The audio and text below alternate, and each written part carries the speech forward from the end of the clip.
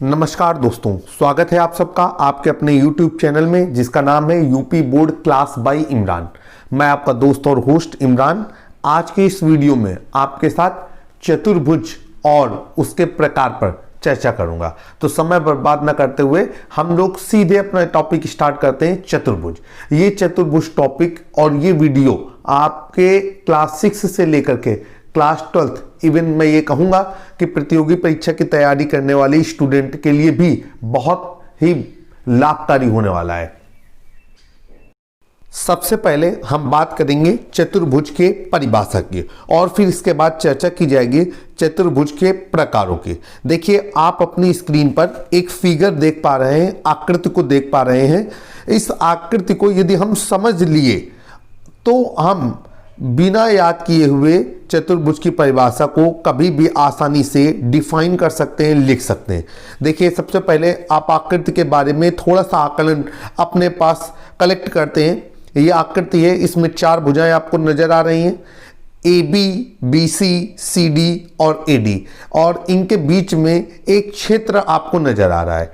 तो हम यहाँ से एक परिभाषा बना सकते हैं। वो परिभाषा क्या होगी कि 4 भुजाओं से घिरी हुई ऐसी आकृति, ये देखिए 4 भुजाएं थी, इनको यहां पर शामिल कर लिया गया।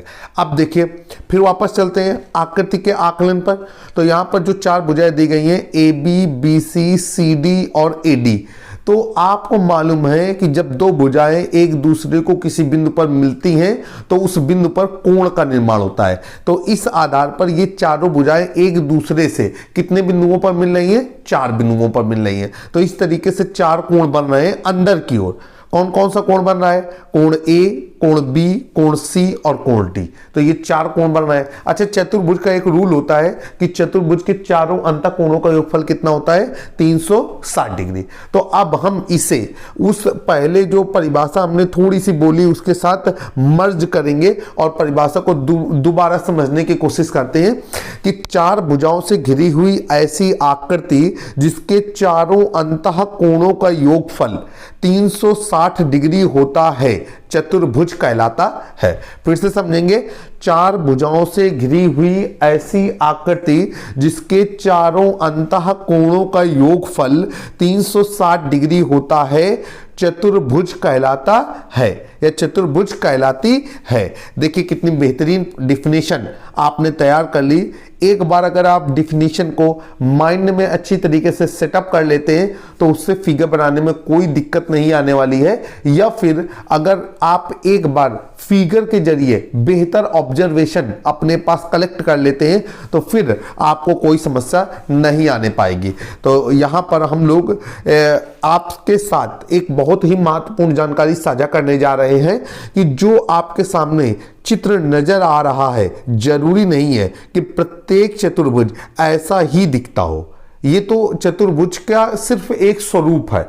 लाइनें और झुकी हो सकती हैं और सीधी हो सकती हैं। इन्हीं के आधार पर और इन चतुर्भुज की परिभाषा पे थोड़े थोड़े चेंजमेंट के आधार पर चतुर्भुजों के प्रकार उत्पन्न होते हैं, जिन पर अभी हम लोग चर्चा करेंगे।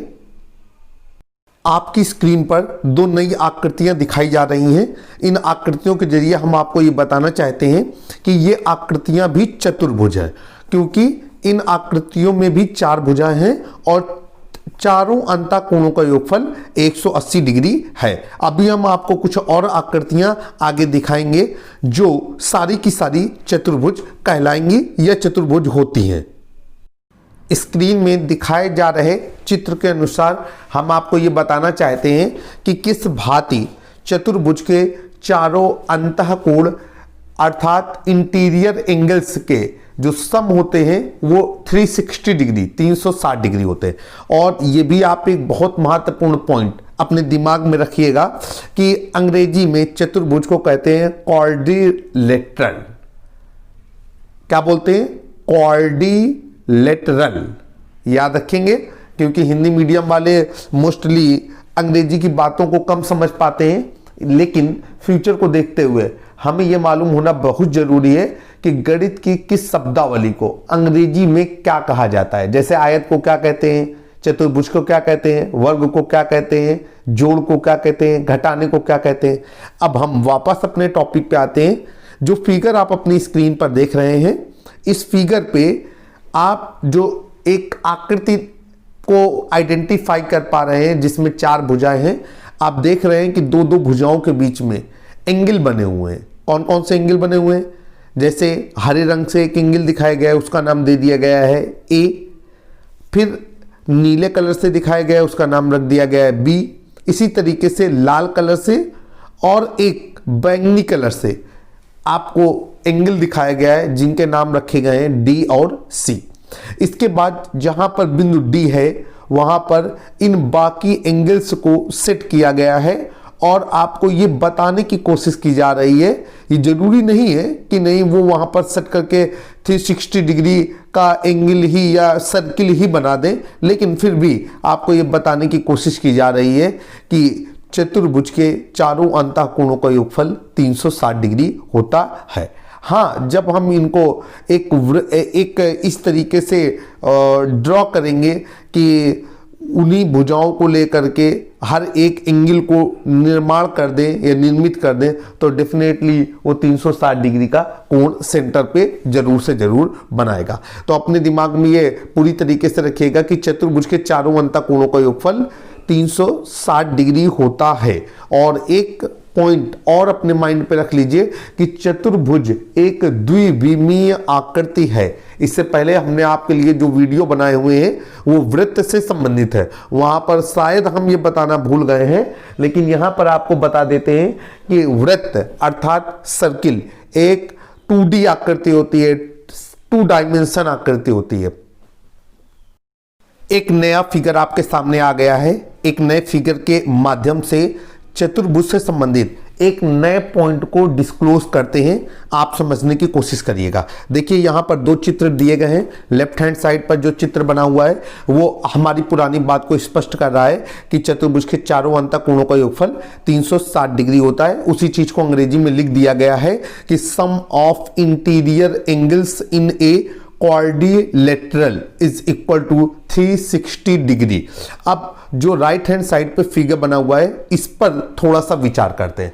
देखिए, यदि चतुर्भुज का निर्माण करने वाली जो 4 भुजाएं हैं, इनमें से प्रत्येक भुजा को बाहर की ओर थोड़ा सा बढ़ाया जाए तो वो साथ वाली दूसरी भुजा के साथ बहिष्कोण बनाएगा।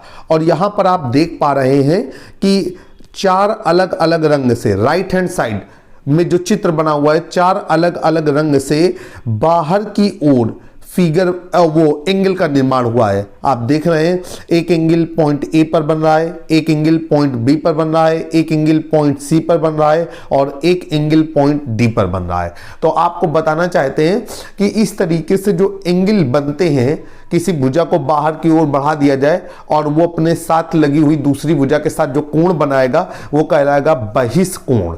ठीक है, तो यहां पर जो 4 कोण हुए, पॉइंट्स के आधार पर हम लोग बोल सकते हैं कि बहिष्कोण ए, बहिष्कोण बी, बहिष्कोण सी और बहिष्कोण डी।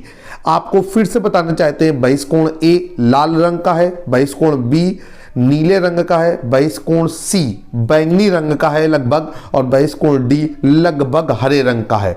तो ये जो 4 कोण हैं ये बहिष्कोण है। तो हमारा एक नियम होता है, नोट डाउन कर लें या अपने माइंड पे सेटअप कर लें कि चतुर्भुज की भुजाओं को बाहर की ओर बढ़ाने से बनने वाले चारों बहिष्कोणों का योगफल भी 360 डिग्री होता है।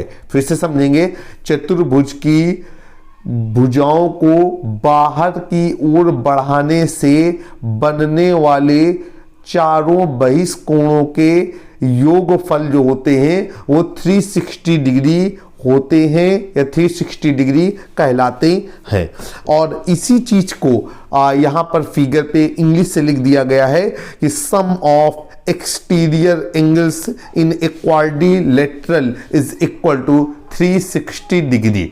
अब ये जो 2 रूल है, अंतः कोणों का योगफल 360 डिग्री और बाह्यता कोणों का योगफल 360 डिग्री, इसकी मदद से हम क्या कर सकते हैं? इसकी मदद से हम बहुत सी चीजें कर सकते हैं। जैसे कि अगर अंदर के 3 कोण मालूम हो या फिर बाहर के 3 कोण मालूम हो तो हम इन सभी को जोड़ करके जो है वो चौथे कोण का मान निकाल सकते हैं। कैसे? 360 डिग्री में तीन कोणों के योगफल को घटा करके। तो आशा करते हैं कि आपको चतुर्भुज की परिभाषा के साथ साथ चतुर्भुज के अंतःकोण और उनका योगफल, चतुर्भुज के बहिष्कोण और उनका योगफल, इसकी बेहतर जानकारी हमारे माध्यम से मिल गई होगी। अब हम लोग चर्चा करेंगे चतुर्भुज के विकर्णों पर। अभी आपको ये इंफॉर्मेशन दी गई है कि चतुर्भुज में 4 भुजाएं होती हैं, 4 कोण होते हैं और ये 4 भुजाएं एक दूसरे को 4 बिंदुओं पर मिलती हैं। इस तरीके से ये कह सकते हैं कि 4 कोने भी होते हैं, क्योंकि जब 4 कोण बनेंगे तो 4 कोनों का भी निर्माण होगा। तो विकर्ण क्या होता है? विकर्ण को अंग्रेजी में बोलते हैं डायगोनल। देखिए, किसी आकृति में आमने सामने के जो कोने होते हैं उनको जो मिलाने वाली रेखा होती है वो कहलाती है विकर्ण। तो इस आधार पर जब हम विकर्ण को चतुर्भुज के साथ मर्ज करके बोलेंगे तो कुछ परिभाषा साइंटिफिक इस तरीके से निकल करके आएगी कि चतुर्भुज में आमने सामने के कोनों को या सिरों को मिलाने वाली रेखा चतुर्भुज का विकर्ण कहलाती है। फिर से आप नोट डाउन करेंगे, चतुर्भुज में आमने सामने के सिरों या कोनों को मिलाने वाली रेखा चतुर्भुज का विकर्ण कहलाती है। और चतुर्भुज में कितने कोने होते हैं? चतुर्भुज में कोने होते हैं 4। जैसे कि आपके सामने जो फिगर दिख रहा है, दोनों फिगर में एक ही तरह का नॉमिनेशन है, तो एक बार में दोनों फिगर को रिप्रेजेंट कर सकते हैं। यहां पर जो 4 भुजाएं हैं वो है ए, बी, BC, CD और AD। 4 कोण कौन कौन से हैं? अंतःकोण, कोण A, कोण B, कोण C और कोण D। और 4 कोने कौन कौन से हैं? 4 कोने हैं कोना A, कोना B, कोना C और कोना D। या इसी को बोल सकते हैं सिरा A, सिरा B, सिरा C, सिरा D।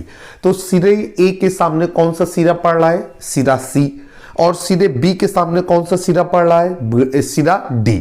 अब इस तरीके से A और C को जब आपस में मिलाया जाएगा तो जो विकर्ण बनेगा उसका नाम होगा AC। B और D को आपस में जब मिलाया जाएगा तो जो विकर्ण बनेगा उसका नाम रहेगा BD। और चतुर्भुज के कितने विकर्ण होते हैं? 2 विकर्ण होते हैं। ध्यान रखिएगा, किसी भी प्रकार का चतुर्भुज हो उसके 2 विकर्ण तैयार होंगे और जो विकर्ण आकृति के अंदर होंगे वो कहलाएंगे अंतः विकर्ण और जो आकृति के बाहर होंगे वो कहलाएंगे बाह्य विकर्ण। एक ऐसी चतुर्भुज होती है जिसमें एक विकर्ण आकृति के बाहर होता है। चतुर्भुज का वो प्रकार होता है पतंग, उसमें एक विकर्ण जो है वो आकृति के बाहर होता है, उसका जो सीमा रेखा होती है उसके बाहर बनता है, इसीलिए उसको बोलते हैं बाह्य विकर्ण। नॉर्मली आप बोल सकते हैं विकर्ण AC और विकर्ण BD। ध्यान रखिएगा, विकर्ण AC और विकर्ण BD एक दूसरे को बिंदु O पर प्रतिच्छेद कर रहे हैं। दोनों ही चित्रों पे ये चीज आपको ध्यान रखने की जरूरत रहेगी। और ये भी आपको ध्यान रखना है कि किसी भी प्रकार का चतुर्भुज क्यों ना हो, हर एक चतुर्भुज के अंदर विकर्ण का बनना तय है। अब हम लोग आगे चर्चा करते हैं चतुर्भुज से संबंधित कुछ महत्वपूर्ण चर्चा।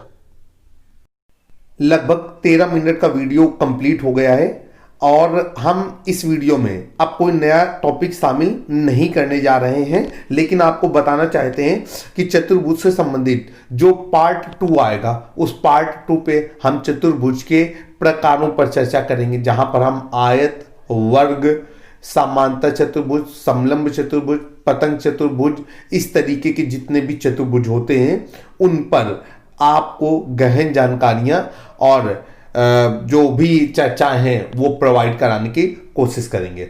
उम्मीद करते हैं कि आपको हमारा ये वीडियो सेशन पसंद आ रहा होगा। यदि आप हमें कोई सुझाव देना चाहते हैं तो प्लीज कमेंट में जरूर से जरूर सुझाव दें, हमारी टीम उसे सही करने की कोशिश करेगी। और मैं आपका दोस्त और होस्ट इमरान जल्द ही एक नए वीडियो में आपसे फिर से मुलाकात करता हूं। तब तक के लिए जय हिंद, जय भारत।